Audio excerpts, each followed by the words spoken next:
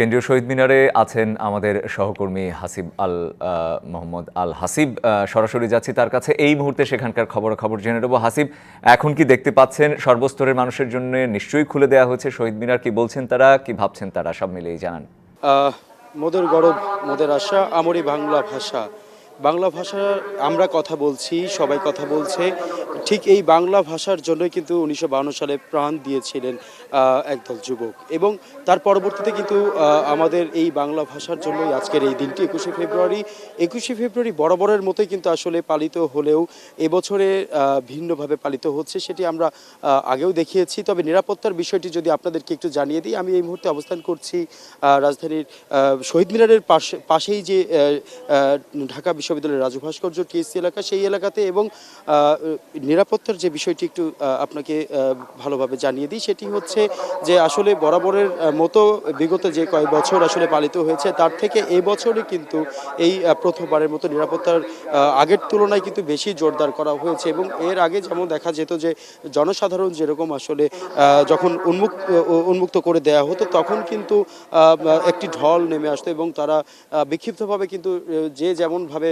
চাইলেই কিন্তু আসলে যেতে পারতেন, কিন্তু এবছরে আসলে দেখা যাচ্ছে যে বেশ কয়েকটি বেষ্টনী দিয়ে রাখা হয়েছে। যেমন আমরা যদি একটু বলি, চানখারপুল, শাহবাগ মোড়, পলাশী, এরকম বেশ কয়েকটি জায়গায় বেষ্টনী দেওয়া হয়েছে। পাশাপাশি ঢাকা মেট্রোপলিটন পুলিশ থেকেও কিন্তু আসলে তাদের এই নিরাপত্তার বিষয়টিও কিন্তু জোরদার করা হয়েছে। এছাড়াও কিন্তু সতর্ক অবস্থানে রয়েছে আইনশৃঙ্খলা রক্ষাকারী বাহিনী, যাতে এই দিনটিতে কোনোভাবে কোনো নাশকতা না হয়। যেহেতু আপনি ভালোভাবে জানেন বা আমরা কিন্তু দেশবাসী সকলেই জানি যে গভীর রাতে অপরাধগুলো বাড়তে থাকে, যাতে এইরকম একটি গুরুত্বপূর্ণ দিনে যাতে সেই অপরাধের মাত্রা কোনোভাবে নাশকতা না হয়, সেই বিষয়টিও কিন্তু আসলে জোরদার করা হচ্ছে। সব মিলিয়ে কিন্তু আসলে এই বছর প্রথম প্রহরে ভাষা আন্দোলনের বেশ জাঁকজমকভাবে কিন্তু পালিত হচ্ছে, এবং আশা করা হচ্ছে যে আস্তে আস্তে কিন্তু প্রায় যত সকাল হবে তত মানুষেরও ঢল নামবে, এবং সারা সমস্ত জায়গা থেকে মানুষগুলো আসবে পুষ্পস্তবক দিতে। আমি সর্বশেষ কথা বলছিলাম রাজু ভাস্কর্য থেকে ঢাকা বিশ্ববিদ্যালয়ের, যেখানে নিরাপত্তার বিষয় কিন্তু বেশ জোরদার করা হয়েছে। এছাড়াও সর্বস্তরের মানুষের আসা যাওয়া হচ্ছে এবং তারা ধীরে ধীরে আসছেন, পুষ্পস্তবক অর্পণ করছেন শহীদ মিনারে। সর্বশেষ জানাচ্ছিলাম রজন। হাসিব, আপনাকে ধন্যবাদ। আমি দেখতে পাচ্ছি সহকর্মী আরিফুল ইসলাম তিনি যুক্ত হয়েছেন। আরিফ, নিশ্চয় শুনতে পাচ্ছেন। আমরা শুনছিলাম হাসিবের কাছ থেকে, আপনার কাছে কি খবর রয়েছে? গোটা জাতি শ্রদ্ধা ভরে স্মরণ করছে 21শে ফেব্রুয়ারির প্রথম প্রহরে ভাষা শহীদদের, তাদের কথা একটু জানতে চাই আপনার মাধ্যমে।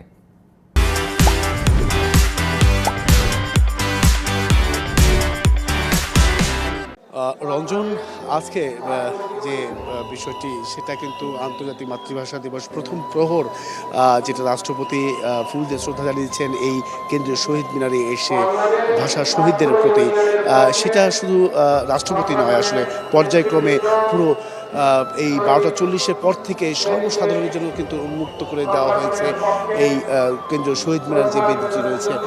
তো সেটা আসলে এর পরবর্তী সময়ে বিভিন্ন রাজনৈতিক দলের যে নেতৃবৃন্দরা তারা কিন্তু এসেছেন। শুধুমাত্র তাই নয়, ঢাকা বিশ্ববিদ্যালয়ের যারা এসেছেন, ঢাকা বিশ্ববিদ্যালয় থেকে এসেছে, এরপর ঢাকা বিশ্ববিদ্যালয়ের ছাত্র দলের যে শাখাটি আছে সেখান থেকেও এসেছে, নাগরিক কমিটি থেকে এসেছে, এরপর হচ্ছে আপনার যে বাংলাদেশ যুব ইউনিয়ন তারাও কিন্তু এসেছেন একে। বিভিন্ন সংস্থা, বিভিন্ন যে মন্ত্রণালয় রয়েছে, বিভিন্ন সংগঠন রয়েছে, সেই সংগঠনের পক্ষ থেকেও কিন্তু আপনি দেখতে পাচ্ছেন যে ফুল দিয়ে শ্রদ্ধা নিবেদন করছেন এই ভাষা শহীদদের প্রতি।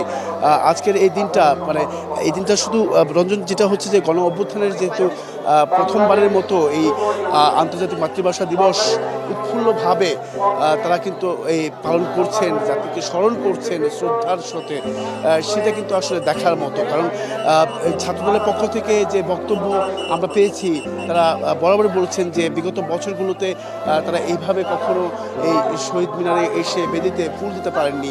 আজকে ভাষার যে ভাষা দিবসের যে আন্তর্জাতিক মাতৃভাষা দিবসের যে আজকে যে ফুল দিয়ে শ্রদ্ধা নিবেদনের, সেটা কিন্তু তারা আজকে করতে পেরেছেন, সেটা দিয়ে কিন্তু তারা ধন্যবাদ জানিয়েছেন।